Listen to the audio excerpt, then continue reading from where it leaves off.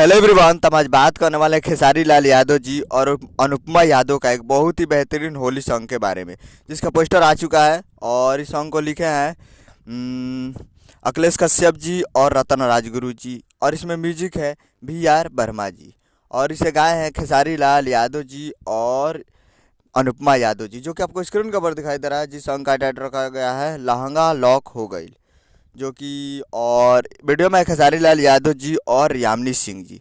तो ये आपको देखने को मिलेगा कल सुबह में Mahadeva records present Bhojpuri YouTube channel पे। फुल वीडियो सॉन्ग कल सुबह में आप लोगों को देखने को मिलेगा, जो कि 3 फरवरी 2022 को वीडियो सॉन्ग रिलीज है। 3 फरवरी 2022 को सुबह सुबह ये आप लोग को देखने को मिलेगा Mahadeva records present Bhojpuri YouTube channel पे, जो कि बहुत ही बेहतरीन वीडियो सॉन्ग ये बनाया गया है। और अखिलेश कश्यप ब्रांडेड सॉन्ग लिखते हैं, तो ये देखते हैं होली कैसे लिखे हैं।